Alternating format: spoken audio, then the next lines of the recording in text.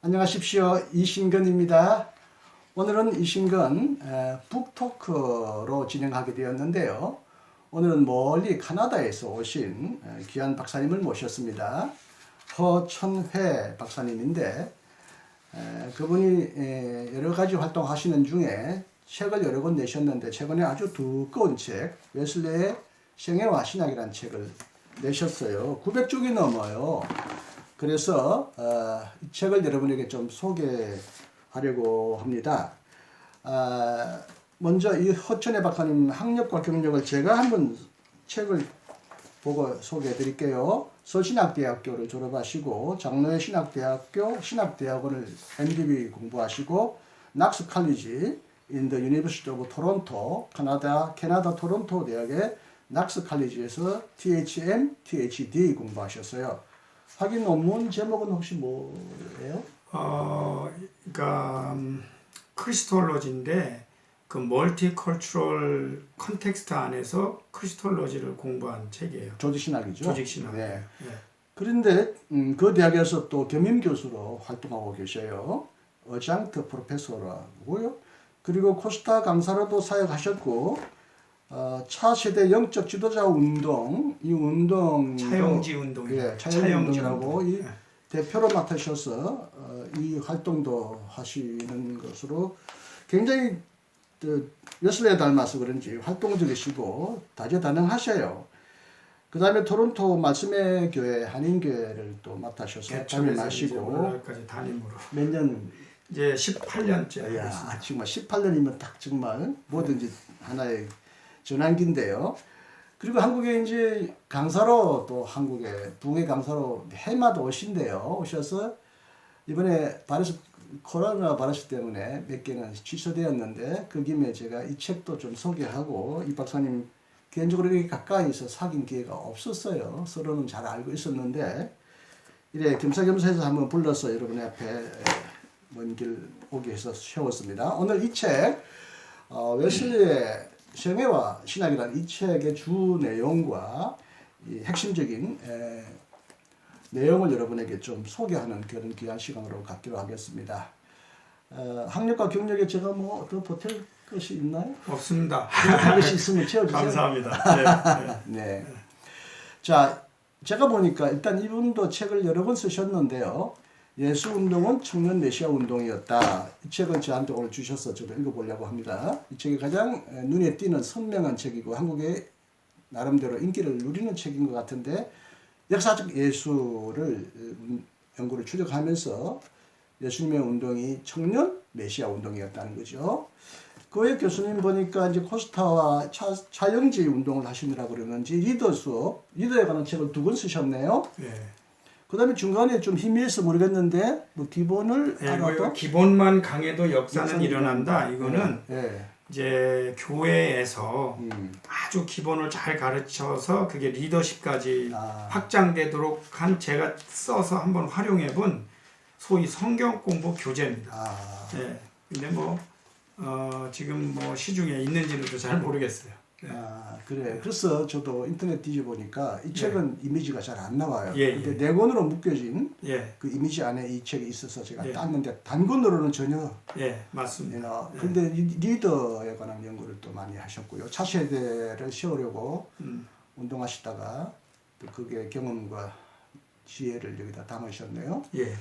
그리고 저 결국에는 이제 10년 동안 쓰셨다는 책이 이 웨슬레의 생애와 신학이라는 이 두꺼운 책입니다. 자, 이 책 내용 제목에 따라서 여러분에게 이 책을 설명해 드리는데 일단 제 1부에서 가장 먼저 나오는 것이 이 책을 쓰게 된 동기와 목적입니다. 이제 저자의 입에서 한번 좀 간단하게 말씀해 주세요. 이 책을 왜 쓰셨어요? 저도 첫 인상은 웨슬리의 생애와 신학에 대해서 쓴 책이 그동안 많이 있었어요. 번역된 책, 한국 사람의 쓴 책도.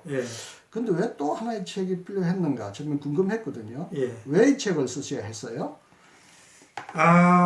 감사합니다. 또 이렇게 귀한 자리를 마련해 주셨고 네. 또 우리 이신권 교수님 또 박사님은 제가 학교 다닐 때부터 많이 전설적으로 들은 우리 대선배님이시고 네, 모두가 다 또 학문적인 제가 후학입니다. 그런데 이렇게 좋은 자리를 마련해 주셨고 또 무엇보다도 뭐 방송도 방송이지만 제가 와서 직접 뵙는 기쁨을 이렇게 주셔서 또 감사를 드립니다. 그래요. 그렇죠. 저도 부흥회나 교회 초대받아서 설교하면 여러분 지나고 나면 다 잊어버릴 겁니다. 근데 이제 여러분 내 얼굴은 안 잊을 거예요. 예. 그 안에서 성도가 교제하는 건 얼마나 아름다운 겁니까? 예, 예. 이건 영원히 천국까지 이어지니까 예. 그래서 진짜 저도 이게 좋습니다. 이번에 그러니까. 한국 와서 뭐 코로나 바이러스로 집회가 다 취소된 데도 있고 한 데도 있는데 그러게 말해요. 그 와중에 큰 일 중에 하나가 이번에 와서 교수님 뵙는 일입니다.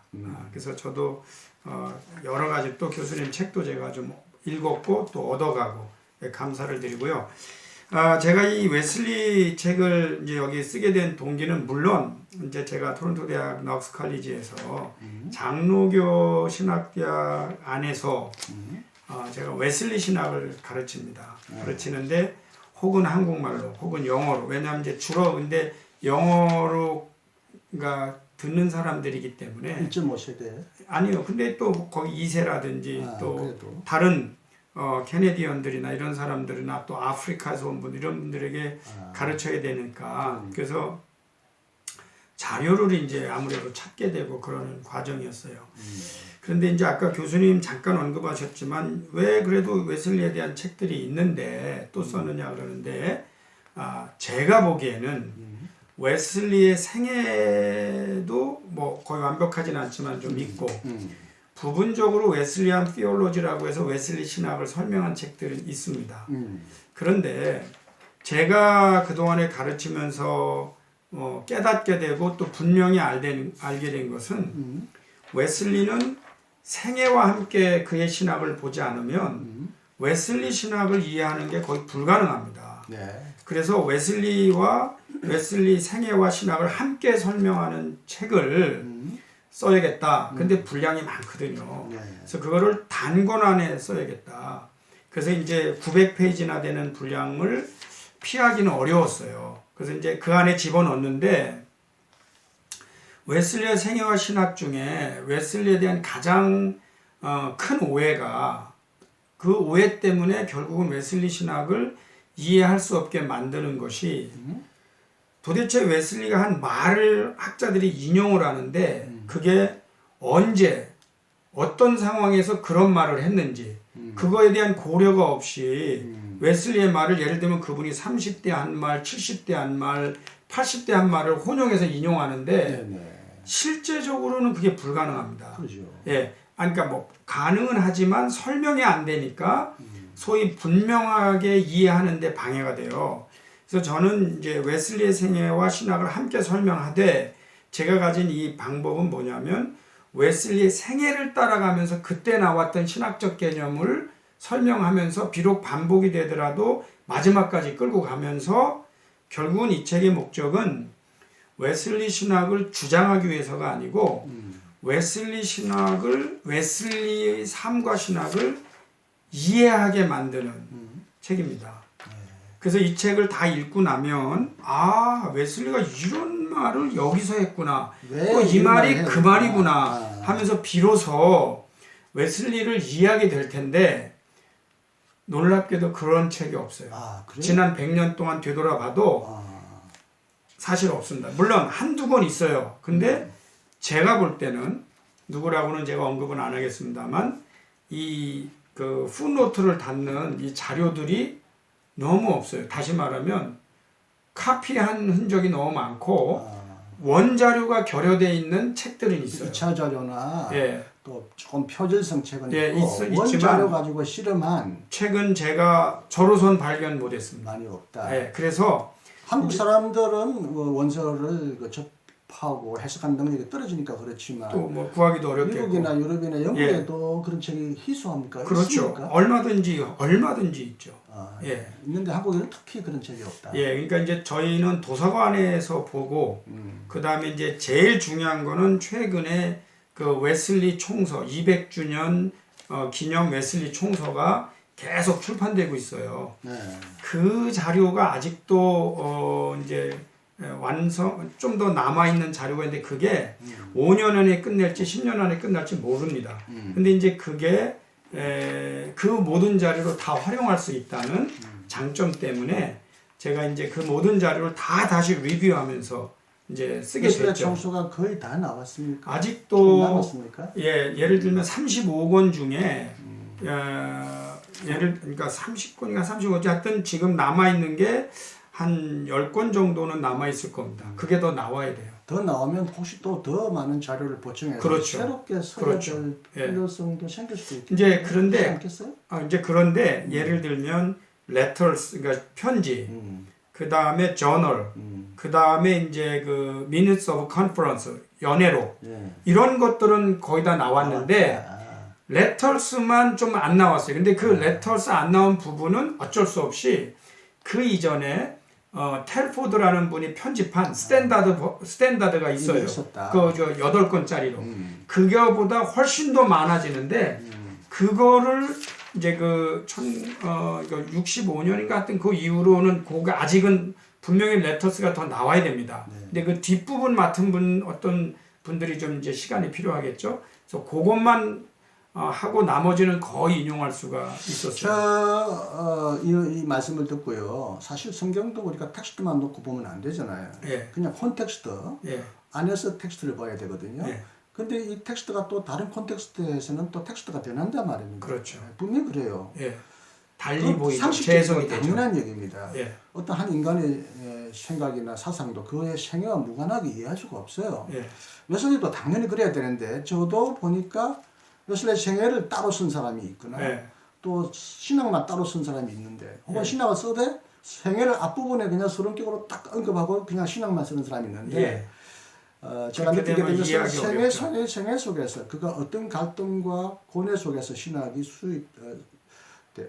발전되거나 확정되거나 그래서 생애와 신학을 가장 긴밀하게 예.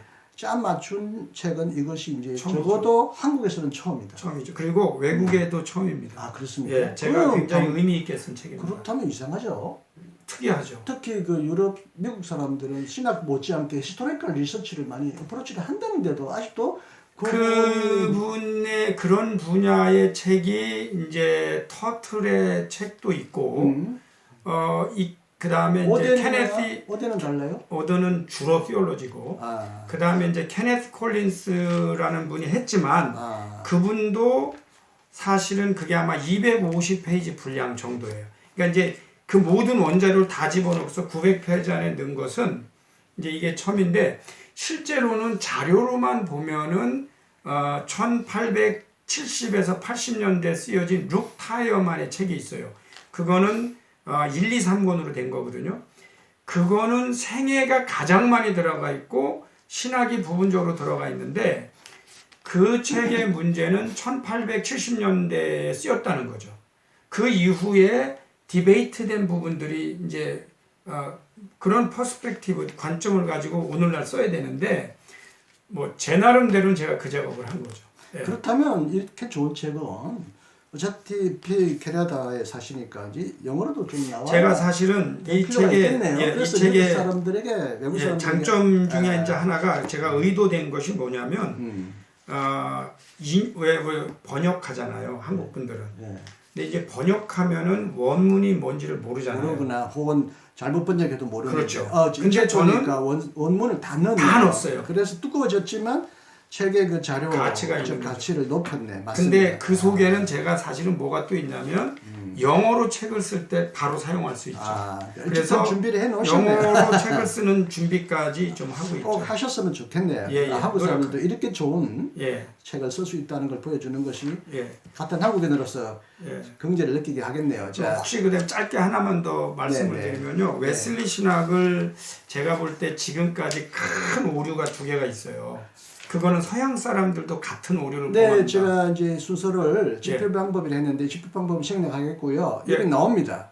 웨슬리 신학에 대한 2가지 극단적 오류가 있어요. 여기 써놓더라고요. 이걸 이제 설명해 주십시오. 이거 중요한 그게 이제 이게 전통적인 웨슬리 신학 방법 중에 이런 오류가 2개인데요.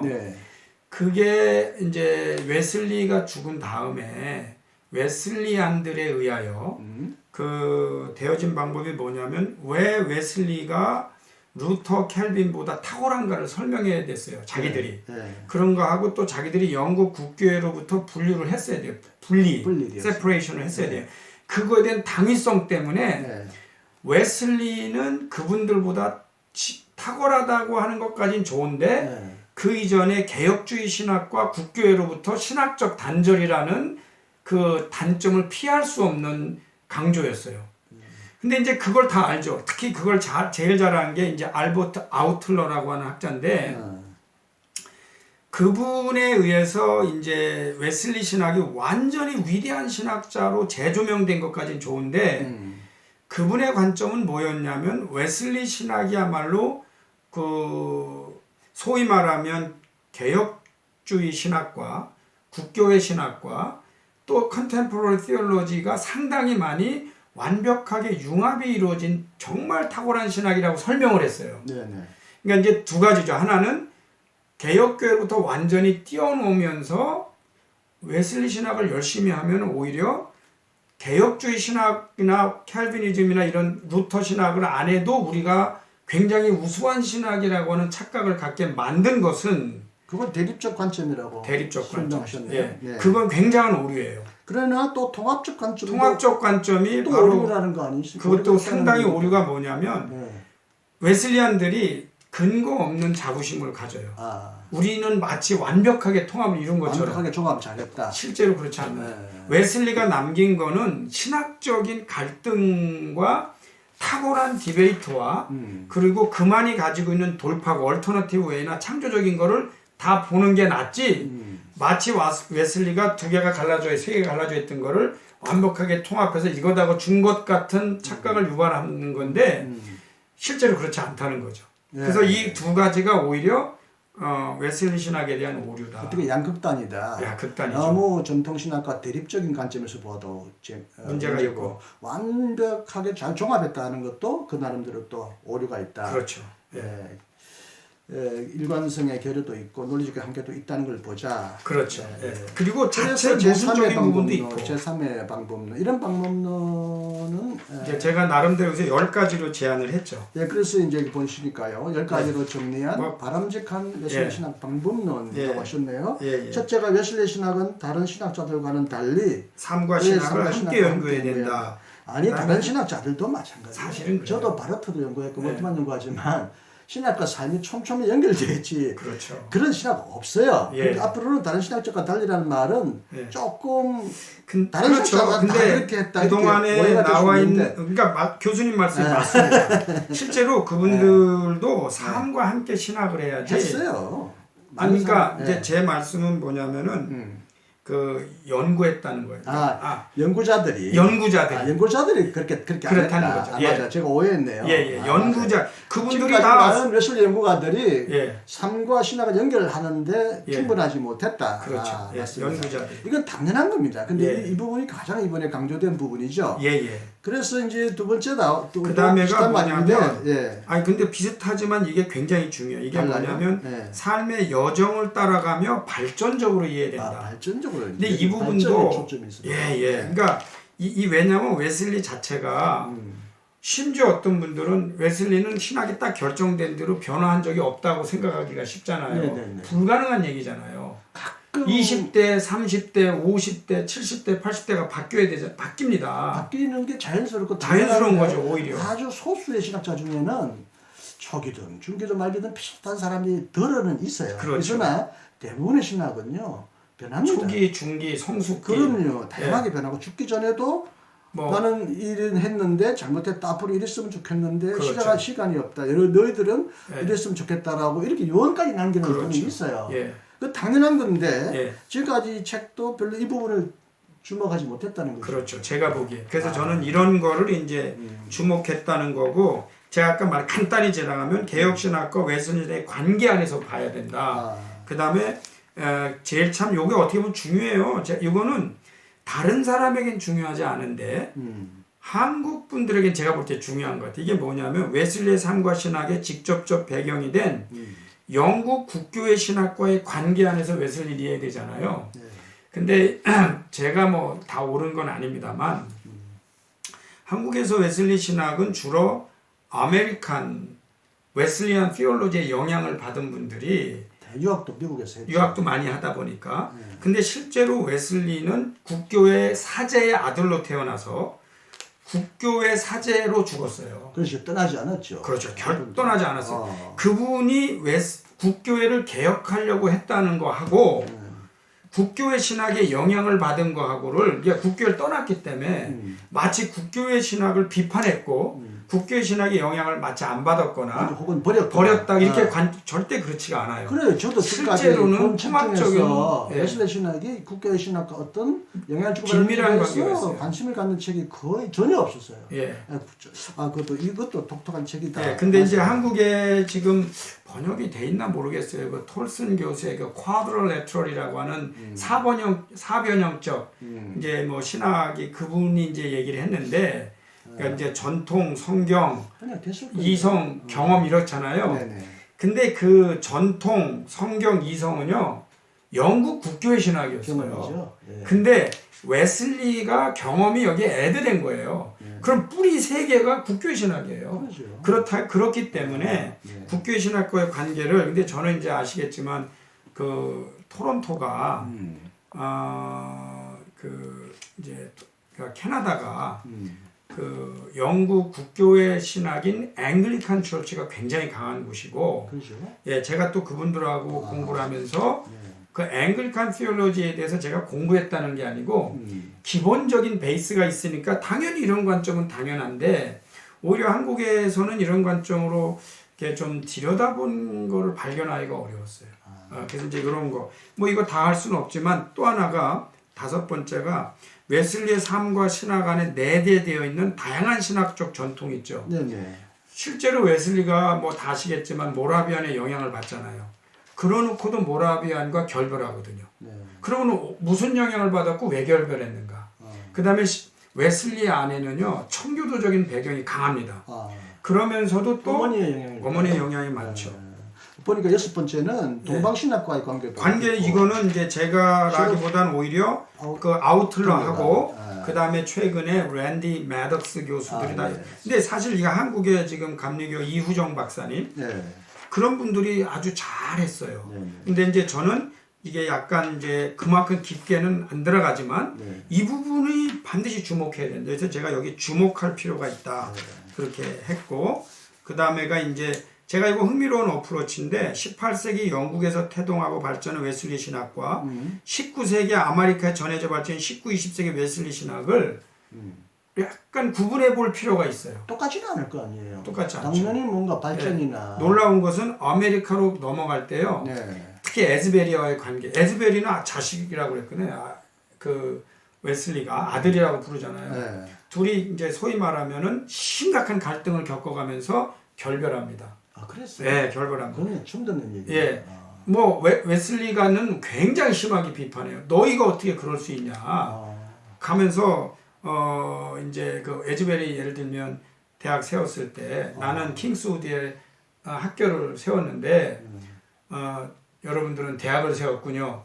그리고 나는 걸어다니고 기어다니는데 여러분은 뛰어다니고 날르려고 했군요. 지금이라도 빨리 그 정신을 버리고 험불하게 내려오세요. 그럼 굉장히 레디컬하게 편지를 써요.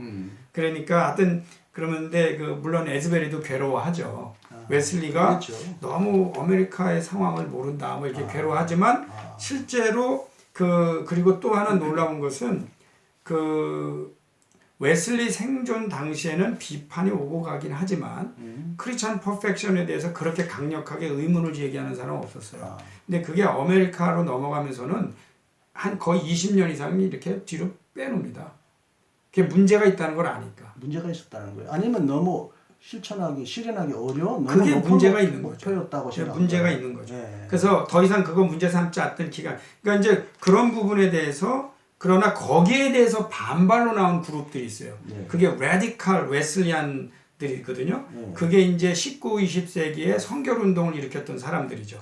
그러니까 왜 그런 그 사람들이 나왔는가를 보는 관점도 18세기의 웨슬리, 19, 20세기의 웨슬리를 볼 때 그 관점을 이해하는 데 도움이 돼요. 흔히 뭐 우리 조정남 박사님이 우리 성결교단에서 최초로 웨슬리 연구하고 돌아오셨는데 그분도 그렇고 그 이전에 이명재 목사님도 웨슬리 신학 감리교회가 초순시대 감리교 원래 웨슬리 신학에서 변질되었다. 예. 이탈했다. 그러니까 초기 웨슬리로 돌아가려고 했다. 예. 그래서 후기 신학을 좀 부정적으로 변질이라는 관점에서만 늘 설명했어요. 근데 변질이라는 게 예. 다 변질이거든요. 예. 근데 된장이 숙성되면 좋은 면에서는 삭히는 거고 나쁘게 네. 변하면 썩힌다고 하는데 예. 다 변하는 거예요. 그렇죠. 관점에 근데 따라 흥미로운 좋게- 거는요, 예. 교수님, 흥미로운 거는 예. 우리 이제 성결교로 말하면 교단의 그 초기 그 메소디즘 얘기가 나오잖아요. 예. 근데 지금 교수님 말씀대로 만약에 초기를 그리워했잖아요. 예. 근데 영향은 19, 20세기 미국의 웨슬리안을 영향을 가지고 이해한다면 예. 선언을 그렇게 해놓으면 충돌이 일어날 수밖에 없죠. 그렇죠. 예. 저도 그런 의아한 흥미로운 거죠. 상황이에요. 예. 사실은. 예. 사실 뭐 이제 한국에 있는 웨슬리 신학도 또 구분해야 되겠죠. 구분해야죠. 미국의 한국 웨슬리 신학도 좀 이제 감리교를 비롯한 성결교, 그러니까- 나사렛 대학에서 했는데 이들도 큰 구분이 웨슬리안 됩니다. 신학인데 예. 미국 아메리카 웨슬리안 신학과 또 초기의 웨슬리 신학과 어느 정도 구분할 필요는 그렇죠. 있겠죠. 예. 근데 세상에. 제가 감히 제 책을 읽으면 아, 이게 감리교라는 일로 같고 성경교 일로 같고 근데 이제 제가 여기서 나사렛은 언급을 안 했어요. 나사렛. 근데 나사렛도 사실은 레디칼 그 홀리니스 부류에 속해요. 나왔죠. 순복음도 그 전통에서 나오죠. 순복음은 아시겠지만 조금 더 펜티코스탈 성령운동. 좀 빗나갔지. 성령운동 그러니까 약간 뿌리는 비슷하다고. 뿌리는 당연히 비슷하죠. 오순절- 당연은 다 웨슬리안들이죠. 오순절 신앙의 뿌리라고 그렇죠. 한 그 책에 보면 예. 다 같은 조상을 그렇습니다. 그래요. 그건 다 웨슬리안이죠. 그 이제 제가 좀 중요하게 여긴 게 웨슬리 신학 안에 존재하는 모순.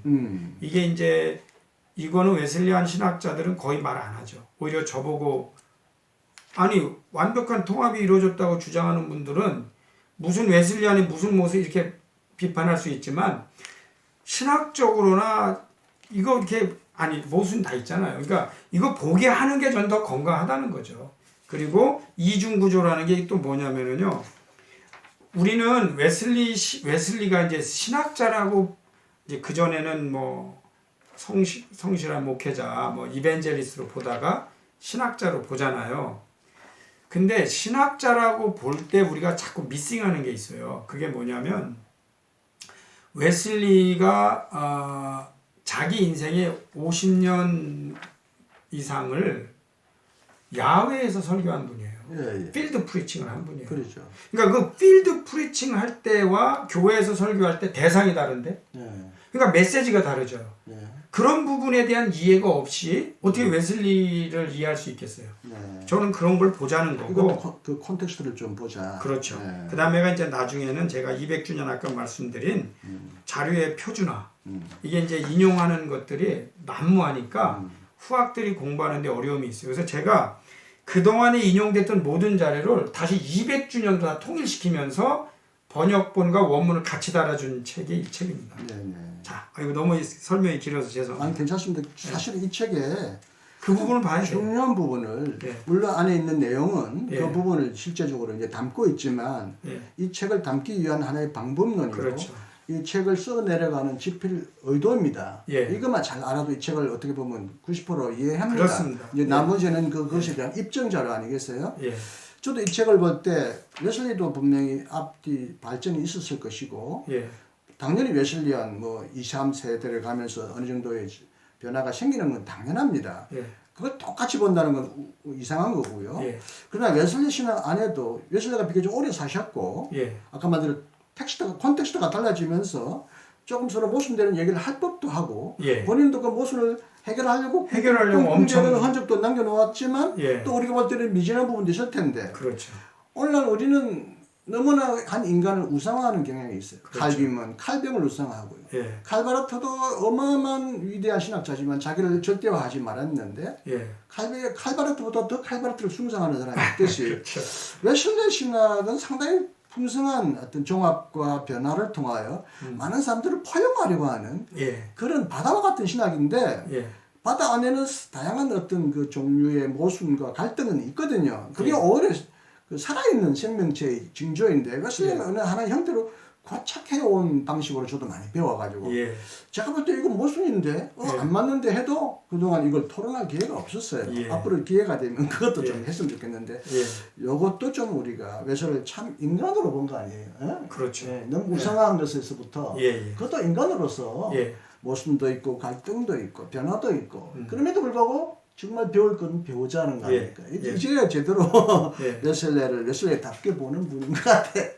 아, 저는 이 책을 쓰면서 지난 10년 동안 매일 웨슬리를 만났고 이 책을 탈고하고 나니까 제가 좀 할 일을 한 것 같아요. 한국 교회와 한국 기독교, 한국 신학계에 제가 좀 이제 그래도 뭐라도 하나 이렇게 해서 제가 감사하게 생각을 했는데 그에 대한 그 보답은 제가 노력한 것보다 더 많이 받았어요. 네. 웨슬리로 더 많이 배웠어요. 예. 그렇죠.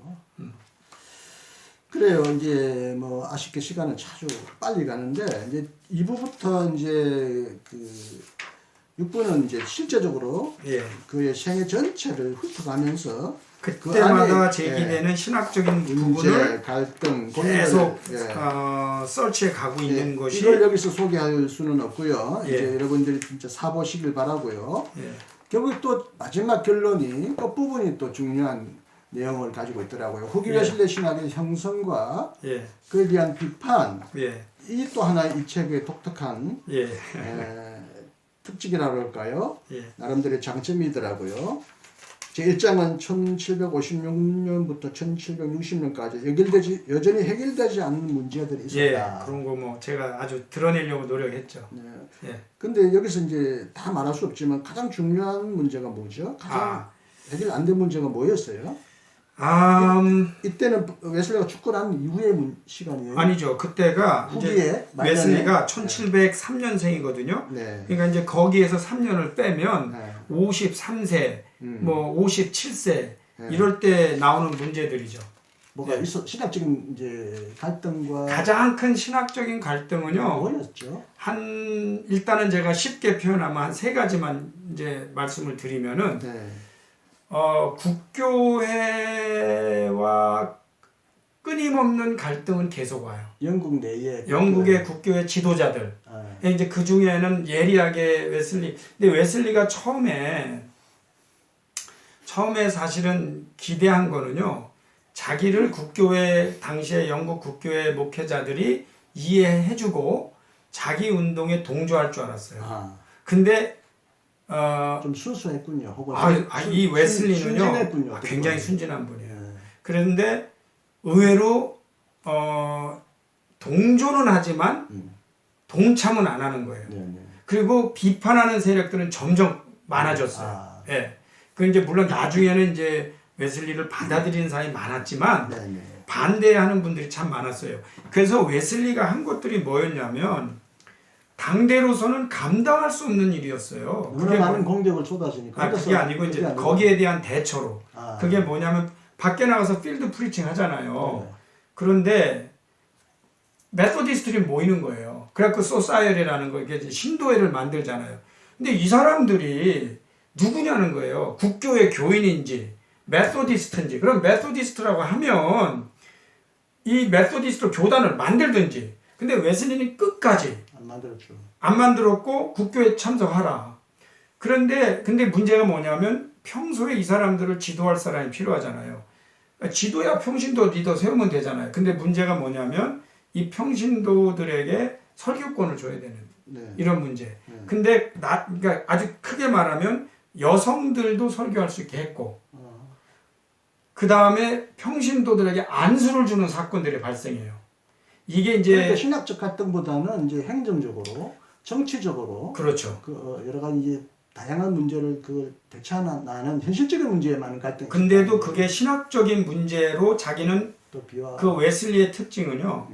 자기가 신학적으로 합리화가 안 되잖아요. 그러면 안 해요. 행동은 안 한다. 안 한다는 말은 뭐냐면 억지라도 신학적으로 합리화를 시켜요. 네, 근거를 대요. 네, 근거를 대요. 네. 그래서 역시. 이제 감독이나 뭐 자기 같은 그 프리스트인데 자기는 프리스트라고 이제 그 웨슬리 번역하는 분들이나 이해하는 분들이 웨슬리 목사라고 하는데 그거는 옳은 번역은 아니에요. 웨슬리 사제라고 해야 돼요. 그러니까 그때 당시로 이해를 해줘요. 성공회는 완벽한 카톨릭 교회도 아니고 아니고, 완벽한 개신교회도 그렇죠. 아닌데 여전히 프리스터라고 부르죠. 불렸죠. 패스터라고 안 불렸다는 그렇죠. 거죠. 예, 근데 그 나중에 아메리카로 간 그 회중교회를 감독교회를 세운 분들이 나중에 미니스터라는 용어를 써요. 예, 예. 근데 웨슬리는 그때까지 처치라는 용어도 안 쓰고 채플이라는 용어를 쓰거나 그래요? 소사이어티를 쓰거나 혹은 하우스라는 용어를 써요.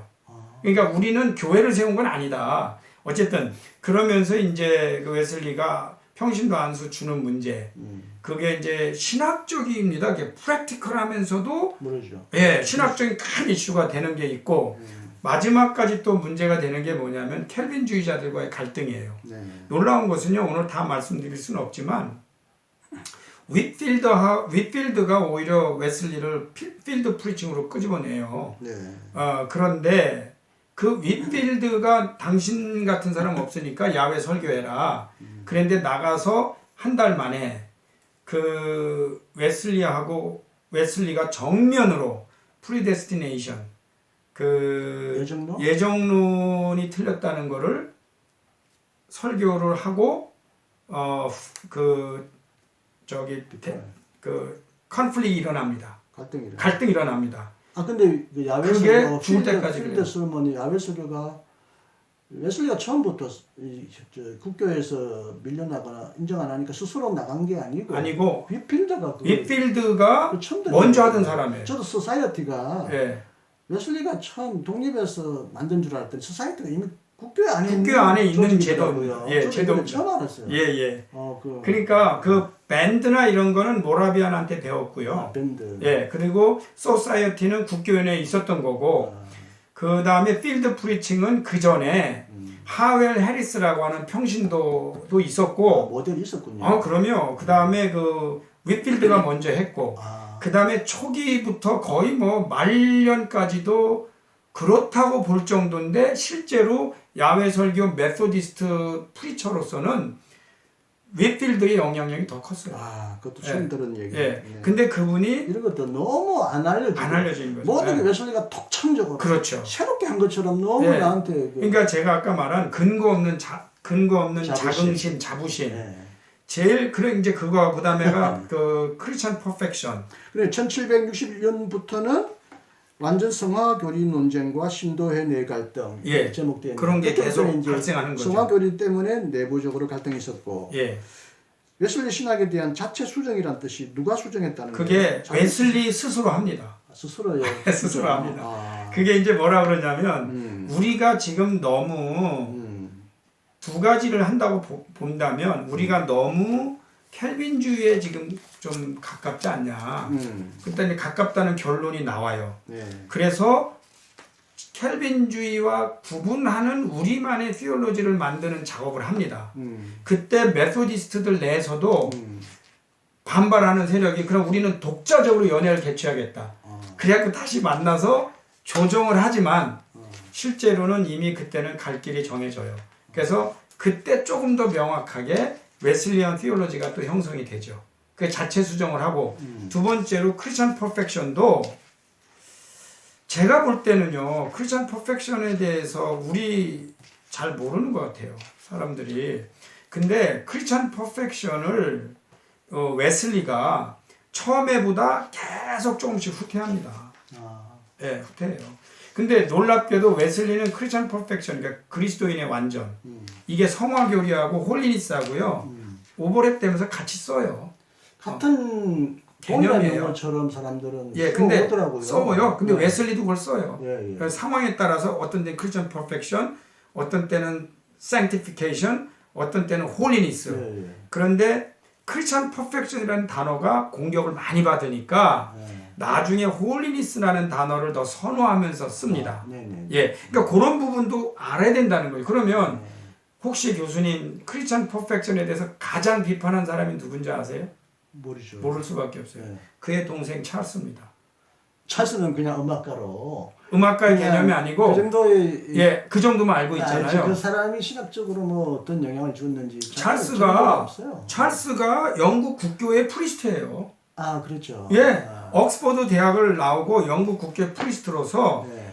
어떻게 형 지금 정신 있냐? 네. 그 지금 우리가 어떻게 이 생에 살아가는 동안에 네. 죄를 안 질 수 있고 네. 죽기 전에 어떻게 우리가 크리스천 퍼펙트 이룰 수 있냐? 사실 아까 그거 가장 모순이라는 얘기를 했는데 예. 형용 모순이라는 말이 있어요. 예. 뜨고 나시쿠린 형용 모순이잖아요. 그렇죠. 동그란 세모 아니잖아요. 예. 완전이다. 근데 나중에는 완전이 아닌 완전이다. 예. 뭐 불완전한 완전. 예. 그 하나님과 같은 완전이 아니고 완전. 이러니까 좀 모순. 어렵죠. 용어상의 모순이고 예.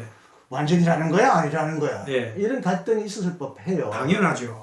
지금 우리가 있다고 상상한 모든 문제가 당시에 그들 안에서 발생하고요. 예. 심지어는 그 동료 메소디스트 가운데는 더 이상 그 용어 쓰면 안 된다고 예. 아예 사용하지 않는 사람들이 굉장히 많았습니다. 그래서 이제 그게 점점 좀 안 쓰니까 라디칼 선교를 한 사람들이 다시 써자. 아메리카에 가서 티나온 거죠. 예, 이제 쓰게 되는 거죠. 예. 다 재밌네요. 굉장히 재밌습니다. 어쨌든 이렇게 여시도 신학이 이렇게 좀 다양성과 갈등 속에서 형성된 어떻게 보면 인간적이고요. 예. 또 이게 자연스러워요. 예. 하늘에서 뚝딱 떨어진 신학은 없는데 그렇죠. 계시 신학처럼 그동안 신학을 너무 이렇게 완성된 신학이 뚝 떨어진 것처럼 웨슬레 신학이 그걸 위하여 일평생 변하지 않고 살은 것처럼 뭐 그것도 뚝심이라고 할 수 있지만 사람이 잘못됐다면 바꿀 수도 있고 예. 바꾸는 게 회개고요. 예. 성화라는 것도 끊임없는 회개잖아요. 예. 그런데 왜 웨슬리안 중에는 나는 회개합니다. 잘못했습니다 하는 말을 우리 성결교회 안에 있는 웨슬리안 중에서 거의 들어본 적이 없어요. 신학적인 변화에 대해서도 고백하지 않고 나의 진짜 제 책을 고백하거나 잘못했습니다는 것이 없기 때문에 난 그래서 웨슬리 신학에 대해서 굉장히 의아했어요. 웨슬리 신학 공부하면 저렇게 독선적이 되나. 근데 여기는 굉장히 상당히 웨슬리 신학의 다이내믹하고 내부적인 갈등을 드러내면서도 그럼에도 불구하고 변하지 않는 어떤 상수 같은 것들이 있을 거 아니에요. 그렇죠. 그런 것들 여기서 추적하죠. 그럼요. 제가 이제 마치기 전에 이제 우리 왜 전통적이고 흥미있는 거 우리 독자들을 위해서 몇 가지만 제가 말씀드릴게요. 그리고 그냥 끝내야 될 텐데 다 할 수는 없고요. 하나가 우리가 사람들에 따라서 웨슬리가 알미니안이냐 이런 질문을 합니다. 세미 알미니안, 세미 펠라기안, 세미 펠라기안. 예, 펠라기안이 좀 세미 펠라기안이냐 알미니안이냐 질문하잖아요. 네, 많이 하죠. 근데 펀더멘털리 어떤 분은 제가 누구라고는 말씀하지 않겠습니다만 그러니까 웨슬리가 알미니안이 아니다라는 관점으로 웨슬리는 이렇게 표현해서 웨슬리를 구출하려는 분도 있고 아니면 캘비니즘의 관점에서 웨슬리를 알미니안에 두고 그 티피컬 그 칼빈주의자들은요 이유가 없어요. 알미니안은 이단이라고 뚜리 패는 거예요. 그러니까 그런 패러다임 그냥 가요. 그런데 실제로 웨슬리를 보면은요 웨슬리는 알미니우스의 영향을 많이 받았어요. 그리고 알미니안 그 매거진도 본인이 이름을 만들어요. 그 저널을. 제목도 알미니안. 그러니까 웨슬리는 근데 알미니우스적인 어프로치가 뭐냐는 거예요. 그거를 아는 게 웨슬리 신학을 이해하는 거예요. 그렇죠. 그렇기 때문에 알미니안이냐 그럼 비판 받아야 돼 맞았을 때 그런 관점이 아니고 그럼 그 사람이 제시하는 신학적인 근거는 뭐냐? 근데 이제 사실은 이제 제가 볼 때 웨슬리 신학을 이해하는 관점에서 웨슬리는 그 선제 은총이 먼저 그 프리비니언 그레이스 그거는 완전히 파괴된 게 아니라고 보는 거예요. 그러니까 인간 안에 존재하는 가능성을 배제하지 않은 거예요. 근데 꼭 그걸 배제해야만 한다? 안 했기 때문에 틀렸다 이런 관점으로 보면 안 되는 거죠. 그러니까 그런 영향이 있다. 그건 제가 하나 지금 이제 독자들에게 얘기하는 거고 그 다음에 그 웨슬리를 공부하는 분들 중에 흥미로운 거 우리가 좀 기억해야 될 게 그 결혼 생활입니다. 여자 관계. 부부관계가 저는 여기서 그 여성들과의 관계를 가능하면 디테일하게 묘사했어요. 그래요? 예. 알고 보니까 그것도 뭐 하여튼 세계 몇 명의 악취 중에 하나가 저기 웨슬리 부인이라고 하잖아요. 그 가정생활이 불행했단 말이 있고 예, 있죠. 심지어 보니까 그의 딸들도 나중에 여기서 이 책을 보고 처음 알았는데 결혼생활이 굉장히 원만하지 못했던 원만한 사람이 하나도 없었죠. 그런 희한한 그런 가정 배경을 보다 굉장히 친교도적이고 경건하게 살려고 했던 집안에서 웨슬리도 본인도 그렇고 왜 그 가정이 그랬는가 그건 좀 의아해요. 그렇죠. 그건 뭐 우리가 인간적으로 다 해결할 수 없는 근데 웨슬리는 그 키는 작았어요. 키는 작았는데 말을 부드럽게 잘하고 지적이고 영적이었어요. 그래서 사실은 여성들에게 인기가 굉장히 많았습니다. 그렇습니다. 예, 그래서 그 문제가 될 정도로 인기가 많았어요. 그런데 이제 웨슬리는 본인은 결혼 안 하고 독신으로 가는 게 좋겠다고 했지만 결국은 몇 명의 여성들에게 청혼을 합니다. 그 중에 안 되고 하다가 이제 마지막에 메리하고 결혼하게 되는데 그때 이후로 그 결혼 생활의 일주일 만에 바로 전도여행을 떠나요. 그리고 뭐 진짜 와이프가 죽어간다고 그럴 때도 가서 딱 보고 살았네 하고 다시 또 떠나고. 그러니까 그 결론적으로 말하면 와이프가 죽었을 때 장례도 참석을 못해요. 그리고 퓨너럴, 그러니까 그 이제 죽은 곳도 참석을 못하지만 그 묻히는 거기도 참석을 못하고. 하는 것이 아니라 못할 수도 있다. 나가서 주님이 일을 하여튼 계속 주님이 일을 하다 보니까 왜냐하면 우리는 죽을 때가 되면 그 뭐 곁에 있다든지. 근데 그분은 그러질 않았어요. 그 전에 당신 돌아오지 마라. 내가 오면 받지 않겠다. 그런 편지를 써 보내요. 근데 이제 그 와중에 웨슬리라는 분을 이해할 때 좋다 나쁘다 그걸 떠나서 웨슬리라는 한 인간의 고뇌 저는 그런 걸 보라는 거죠. 그게 이제 또 이 제 책에 가지고 있는. 그런데요 참 이건 흥미진진하고 시간이 아쉬워서 문제인데 웨슬리 루터도 작년에 종교 500주년 그래서 할뱅도 모르겠어요. 그게 드라마나 영화로 많이 나오기도 해요. 그런 영화 많이 나오잖아요. 그 뭐 아들 왕이라든지 그 이 왕궁에 일어난 얘기. 웨슬리의 그런 고민들 담으면서 신앙적인 가마려가 좀 끼워넣는 드라마는 지금까지 없었어요.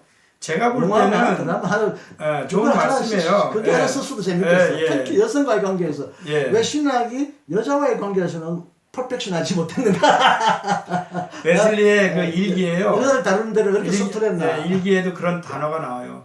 아 내가 손을 안 잡기로 했는데 오늘도 잡았다. 아 내가 키스를 하지 말았어야 되는데 오늘도 했다. 너무 결벽주의자인가요? 네 그런 면이 있었어요. 청교도 영향을 받았나? 그래서 여자를 좀 정신적으로만 사랑했지. 그러니까 사랑하다가도 결혼 직전만 가잖아요. 그럼 빽하는 거예요. 그러니까 여성들이 착각하는 거죠. 미국에 가서도 그 문제 가지고 도망 나오듯이 나왔잖아요. 미국에도 그 여자들 하고 그 이제 소피아 그러니까 근데 그게 또 뭔가 이상해요, 저도. 홉킨스 그러니까 홉킨스하고의 그 관계인데 아유 그것도 할 얘기가 많죠. 그러니까 이런 것들을 좀 진지하게 결혼은 안 했는데 조금만 제발 결혼은 안 했는데 그 여성이 웨슬리가 마음에 안 드는 사람하고 결혼하고 온 거예요. 말을 안 듣는 거예요. 그러니까 성찬할 때 거부해 버려요. 그래서 고소당한다고. 그게 문제가 돼서 이제 떠나게 돼요. 그 다음에 하나만 더 요거까지 제가 꼭 해야 되는데 웨슬리가 그 한 책의 사람이다. 성경의 사람이 되고자 했다. 이제 그 단어 그 말 자체가 오늘날에 너무나 많은 웨슬리안들을 오해시켜요. 그래요. 한 말이 아니에요? 아니 한 말은 맞아요. 그런데. 맞는데 웨슬리가 얼마나 많은 책을 보고 맞아요. 얼마나 많은 공부를 했는가를 단지 그거 하나로 도매금으로 그냥 안 해도 되는 것 같이. 잘못하면 성서만 보라. 그렇죠. 근데 웨슬리도 이 한 책을 위해서 이걸 공부한 거지. 그렇죠. 그리고 설교자들한테 엄청 공부하러 강조하고요. 웨슬리가 MA를 할 때 라틴어로 논문 3개를 씁니다. 웨슬리가요. 라틴어 문법책, 프렌치 문법책, 독일어 문법책, 영어 문법책을 써요. 자기가. 그것만 쓴 게 아니라 저도 그 독일에서 구두시험 할 때 1시간 동안 웨슬리 책을 놓고 모트만 교수님하고 질문 응답을 했는데 그래서 웨슬리 책을 다시 한번 봤죠. 웨슬리가 사회적인 활동을 많이 했는데 많이 했죠. 여러 가지 심지어 국어를 대신 해줍니다. 병에 대해서 쓴 이렇게 하면 낫는다. 예. 그런 치료에 관한 책도 쓰고 뭐 프리미티브 피직스라고 관심도 가정의학 다양하죠. 처방서. 그러니까. 그게요 굉장히 유명했어요. 근데 웨슬리가 당시에. 몇 시간 안 잤죠. 그리고 내가 붙을 때는 부부 관계도 잘 안 하고 공부에 너무 몰두했기 너무 때문에 몰두했죠. 그런 건 아닌가. 예. 그 시간을 줄여가면서 교수님처럼. 왕성한 학책으로 교수님처럼. 저는 아내 관계가 아주 좋습니다. 저는 부부 관계가 금갈 정도로 그렇게 공부는 안 합니다. 체력이 약해서 안 되는데 예. 웨슬리를 좋게 변호하자면 예. 그 많은 문제를 자기가 해결하려고 공부를 많이 했고 그러니까 한 권의 책으로만 좁히지 말라는 거고 그렇죠. 그것 때문에 이제 가정생활이나 이런 것도 좀 소원이 반성할 필요가 있다는 거죠. 했다는 어떻게 보면 이해하려면 그렇게 해석할 수도 있겠네요. 그렇죠. 공부를 너무 하려고 하다 보니까. 그럴 수도 있죠. 네. 예. 그런데 그리고 이제 결론만 제가 말씀을 드리면 네. 웨슬리를 왜 제가 토론토 대학 낙스 칼리지에서 웨슬리를 가르치잖아요. 네. 근데 제가 학장님하고 얘기를 한 거예요. 네. 당신들 켈비니스트들이 켈빈과 루터 이후에 200년에 나온 사람이 웨슬리다. 네. 근데 웨슬리가 왜 나왔는지를 볼 때 켈빈주의가 극복이 되지. 그 16세기 사람을 지금도 그분을 극복한 분의 theology도 같이 공부해야 된다는 게 설득력이 있으니까 그렇죠. 넉스 안에 웨슬리 신학의 과목이 저로 인하여 신설이 된 겁니다. 네. 예를 들면 네. 그러면 어떻게 보면은요 오늘날의 장로교들이요 웨슬리의 영향을 많이 받아요. 그래요? 받았죠. 성령운동이나 이런 것도 많이 받고 네. 그러면 우리 웨슬리안들은 개혁주의 신학인 루터 켈빈 알고 웨슬리를 알고 이 웨슬리 안에서의 놀랍게도 교수님 이제 웨슬리가요 그렇게 철저한 크리스토 센츄릭입니다. 발트의 선구자이고요 슐라르마커의 선구자입니다. 무슨 말씀이냐면 슐라이마는 경험이니까 했어. 웨슬리 신학의 경험 강조 요소. 그럼요. 굉장히 그 경건주의와 경험은 슐라이마와 직접적으로 만납니다. 그리스도 중심주의는 웨슬리 안에도 가장 중요하게 아주 강합니다. 예. 그러면 결국 무슨 얘기가 되냐면 개혁주의 신학, 웨슬리, 현대 신학의 가교는 웨슬리예요. 제가 웨슬리 신학을 하면서 제일 주장하고 싶은 게 뭐냐면요. 웨슬리 신학을 공부하는 게 우리는 지금 교단적으로 성결 같은 경우는 불리하다고 말했잖아요. 가장 유리합니다. 신학 공부하는데 웨슬리만큼 좋은 사람 없어요. 그리고 웨슬리를 공부하면 개혁주의 신학과 웨슬리 현대 신학이 열려요, 오히려. 그런 면에서 제가 마지막으로 웨슬리 신학을 하면 오히려 지금까지 죄송하지만 반지성적, 반전통적 신학인 것처럼 그러니까 웨슬리 신학은 그 역대 최고인 것처럼 그럼으로써 이렇게 단절시키는데 그러지 말고 교회사와 역사, 신학의 역사 속의 웨슬리 신학을 보면 웨슬리 신학 안에서 신학을 다 공부할 수 있는 장점이 있다는 거죠. 그것이 우리 웨슬리안들에게는 굉장한 어드밴티지라는 거죠. 그렇죠. 예. 웨슬리 신학은 어쨌든 종교개혁 신학을 흡수하고 예. 그걸 자기 나름대로 녹여내서 자기의 신학으로 예. 만들어가는 과정에서 예. 어쨌든 그의 어마어마한 독서력이 있다는 것은 예. 우리가 인정한다면 예. 웨슬리를 통해서 덤으로 루터 신학, 칼빈 신학 혹은 루터 신학의 칼빈 신학의 장단점을 고루고루 보는 볼 수 있죠. 면을 웨슬리를 통해서 그렇죠. 배우게 된다는 거죠. 그렇죠.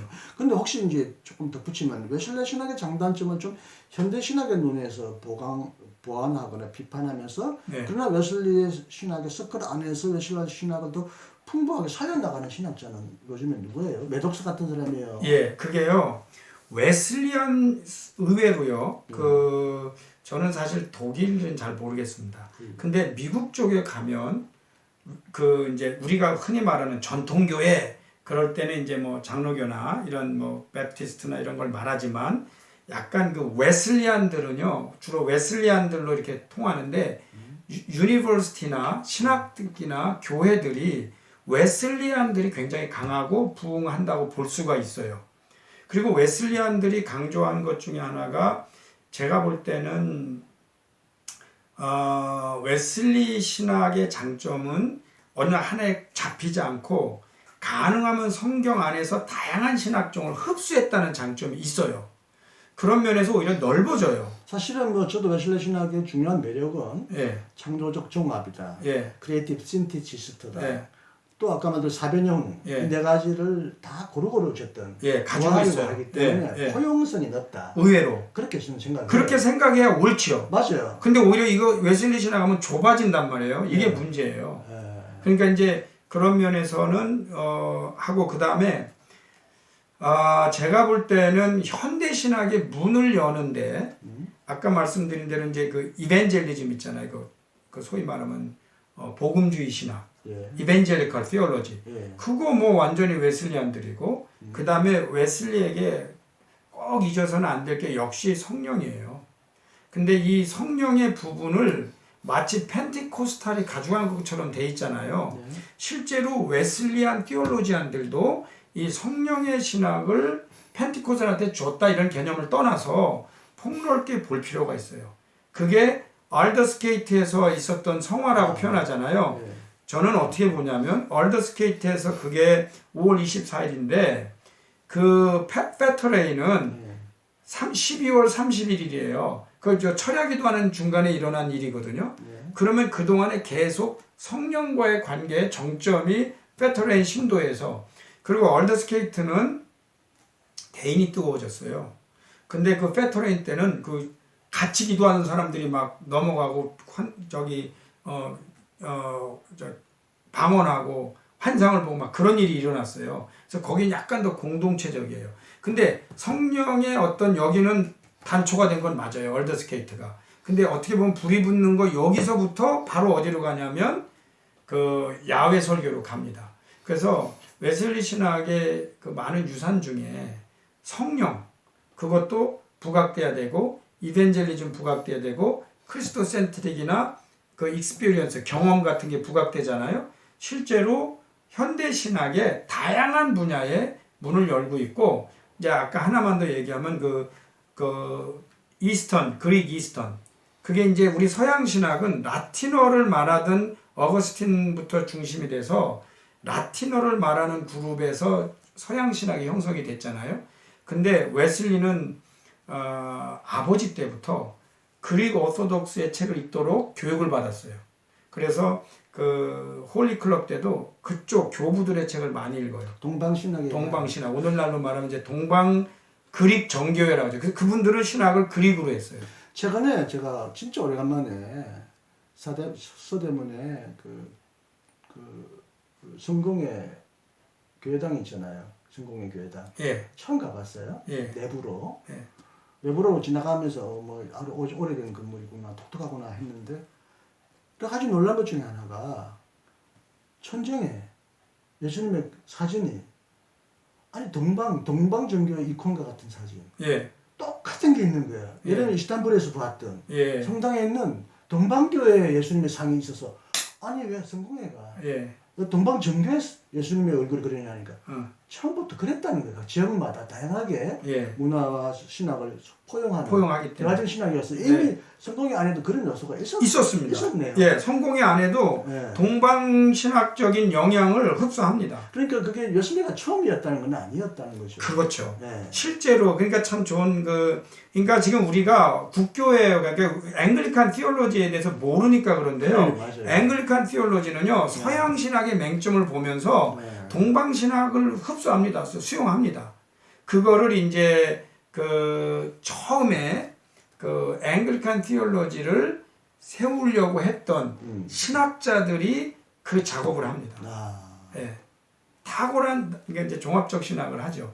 그러니까 나는 앵글리칸 오늘날 처치가 저희가 알고 있는 잉글랜드에서만 자라난 하나의 국수적이고 민족적인 교회인데 왜 이렇게 커졌나 보니까 예. 실제적으로는 신학적으로는 상당히 다양한 것을 포용함으로써 예. 하나의 영국 교회가 아니라 그렇죠. 전 세계적인 교회로 본인들은 당시에 세계 최고라고 그랬죠. 지향해 나가려고 하는 그렇죠. 움직임이 있었네요. 네. 만약 영국적 것만 강조했으면 이렇게 네. 성공회가 하나의 국가의 교회로 그냥 성장 그럴 수 있죠. 그랬을 예. 거예요. 아 그랬군요. 저희가 지금 한국에서 인기가 있는 J.I. 패커 예. 그분이 앵글리칸이고요. 엔티 라이트 한국에 되게 유명하잖아요. 요즘에 한국에 나온 그 유명한 책들 중에 보면 그분이 앵글리칸 프리스트예요. 엄청 많아. 맥그레스는 어떤 사람이에요? 달라요 조금? 맥그라스는 원래 저기 독일에서 하신 분 아니세요? 그럼 그분이야 이제 근데 영국 사람이잖아요. 예. 독일 공부도 했고. 예. 어쨌든 예. 요즘에 라이터라든지 뭐 등 영국의 성공의 신학자에서부터 나오는 어마어마한 책들이- 영향을 지금 받고 있어요. 그렇죠. 예, 맞습니다. 역시 무시 못하겠다. 그럼요. 예. 네. 오늘 지금 많이 했죠. 네, 지금 보니까 59분 거의 이제 한 시간 정도로 끝내야죠. 독자들이 뭐 관심이 있으면 끝까지 볼 거고요. 예. 독자들의 관심에 달려 있습니다. 여하튼 짧은 시간 안에 이 책을 설명하느라고 우리 허 박사님이 고생하셨는데 어쨌든 캐나다에 오래 사셨는데도 한국말이 아주 자연스럽게 잘 나오니 좋습니다.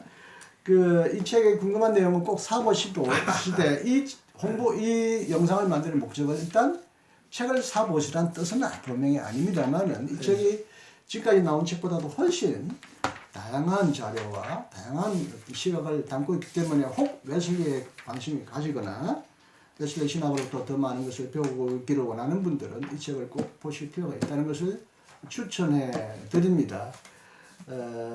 여하튼 이렇게 길게 갈 줄 몰랐는데 꽤 시간 가는 줄 몰랐네요. 재밌었습니다. 저도 오래간만에 또 제가 사실은 이 책을 이게 이제 쓰고 뭐 또 우리 학자들은 독자들이 좀 읽어주면 더 좋죠. 그런데 저는 첫째로는 웨슬리안 스칼라들이 웨슬리 신학을 하는 분들이 이제 좀 이 책을 통해서 도움을 받고 그다음에 후학들도 이제 자료가 많으니까 저는 철저히 원자료를 썼으니까 이제 후학들도 도움을 받기를 바랐는데 처음으로 제가 존경하는 참 학자시고 근데 이 학자로서 다양한 신학을 섭렵하신 분이로서 이 책을 이렇게 소개도 하실 뿐만 아니라 대화를 해주시니까 저로서는 영광이고요. 또 즐겁게 정말 대화를 할 수 있었고 저는 또 개인적으로는 이 책을 가지고 제가 이제 신학교에 가서 가르치기보다는 오히려 신학교를 졸업하신 분들 있죠. 그 모든 목회자들을 한국과 세계에 제가 재교육하는데 웨슬리안 티올로지를 세미나든 뭐 이제 이거로 제 나름대로 또 나머지 인생을 여생을 좀 집중하려고 그래요. 네네. 그래서 우리 목사님들 특히 이제 이미 졸업했지만 웨슬리 신학 이거 정말 귀하거든요. 그래서 제가 탁월한 부흥 운동가고 예. 또 탁월한 신학자이지만 탁월한 행정가다, 예. 조직가다라고도 알려져 있잖아요. 그렇죠. 예. 이제 개인적으로 위대한 웨슬리주의자가 많은데 이걸 홍보하고 알리고 팀워크로 신학대학은 거의 여러 커리큘럼 중에 하나이고 예. 수박 고등학교예요. 글쎄 뭐 한 학기 안에 가르칠 수 있는 게 너무 현장 한정돼. 안에서 들어가야 돼요. 예. 그리고 제가 이제 끝마치면서 이런 말씀드리는데 제가 이제 기국 후에 책을 번역을 많이 했는데 예. 바르트, 보네폰, 몰트만의 글을 다 모아가지고 예. 묵상하도록 예. 바르트 묵상, 보네폰 묵상, 몰트만 묵상해서 어떤 거는 360을, 어떤 거는 예. 52주 했는데 저는 웨슬리 공부한 우리 장경 박사에게 예. 웨슬리 책 이제 그거 다 어떻게 읽냐, 어디가 무슨 내용이 있는지 아냐, 가장 아름다운, 가장 감동적인 문장을 교회력에 따라 뽑아가지고 뭐 52개를 하든지 365개를 하든지 그런 게 독일에는 발달되어 있는데 미국이나 영국에서는 그런 거 없죠. 웨슬리를 매일 읽도록 그게 이제 그 메시지 of John Wesley 굉장히 그렇게 편집한 학자들이 몇 명이 있어요. 근데 한국에서 소개가 안 되고 있어요. 우리가 이제 너무나 번잡고 책이 많아서 일일이 이제 전문가가 아니면 안 들어갑니다. 근데 그런 것들을 보면 목사님들 써먹을 수 목사님들은 있고 영감을 얻을 수 있고 그러실 수 우리가 있겠죠. 한 단어 때문에 이제 은혜를 받아요. 웅장한 체계가 아니어도 한마디의 사람은 영향을 받잖아요. 상처도 받고 용기를 받잖아요. 좀 웨슬리를 내가 볼 때는 아직도 덜 대중화했다. 그렇죠. 현장화하는 데 실패했다. 이제 허 박사님이 남은 생애에 이런 쪽을 좀 했으면 저도 기대하고 있는데 본인이 이제 허 박사님 그런 뜻이 있다니까 꼭 좀 그렇게 했으면 좋겠어요. 노력하겠습니다. 저도 좀 더 죽을 때까지 배워야 되죠. 그럼요. 저도 배우고 저도 또 웨슬리안에게 줄 수 있는 조언이 있어요. 그럼요. 웨슬리도 웨슬리 지금 토양은 내가 존중하되 웨슬레에서부터 더 많은 가지가 나올 수 있는데 예. 한쪽으로만 뻗어나가거나 편협되면 저거. 그리고 웨슬레가 과거의 사람이라 그렇죠. 우리 시대의 문제를 다 다룰 수 없을 때는 예. 웨슬레적인 신학 방법론은 유지하되 거기다 충분한 풍부한 그럼요. 내용을 추가하면 되는데 그럼요.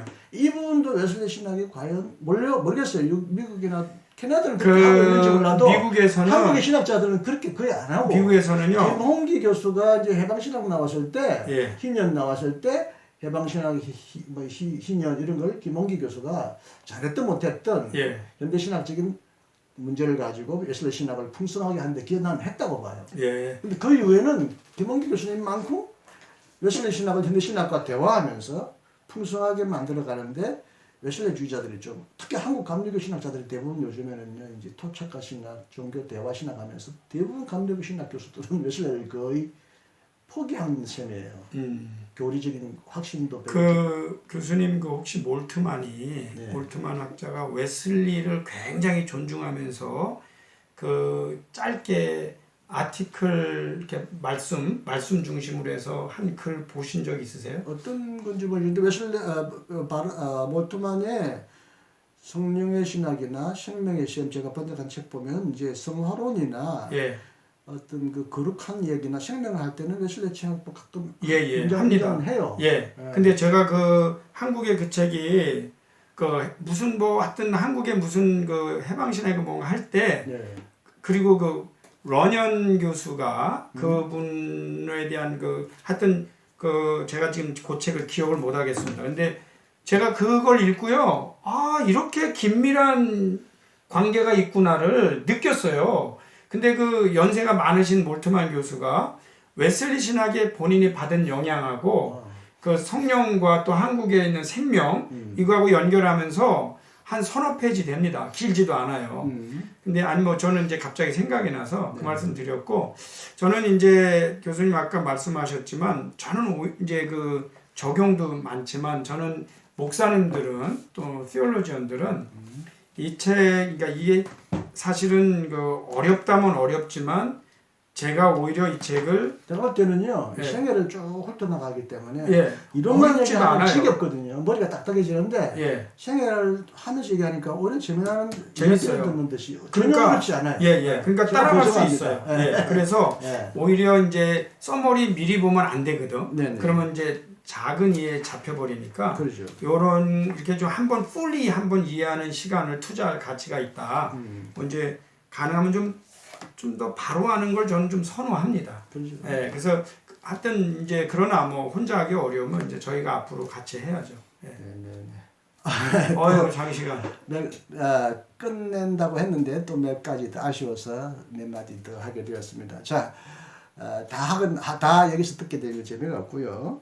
또 혹시 이제 다음 기회에 오시면 예.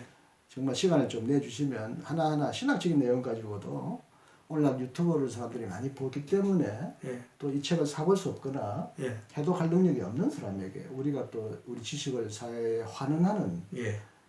해야죠. 그런 기능도 해야 되잖아요. 그럼요. 돈이 안 되더라도 예. 안에 돈을 투자하더라도 예. 그런 의미에서 앞으로도 좀 예술의 신학이 갖는 이 풍부한 장점이 충분히 드러나지가 않았어요. 예. 오늘날 우리 시대가 또 너무 파편화되고 예. 또 극단화되고 있어요. 그런 면에서는 웨슬리 신학이 좀 재발견돼야 되겠는데 전통 신학자들은 너무 또 웨슬리 어떤 이 부분만 고지식하게 강조했는데 어쨌든 허 박사님 만나니까 제 마음이 아주 시원하게 열립니다. 감사합니다. 앞으로 좀 대화하고 예.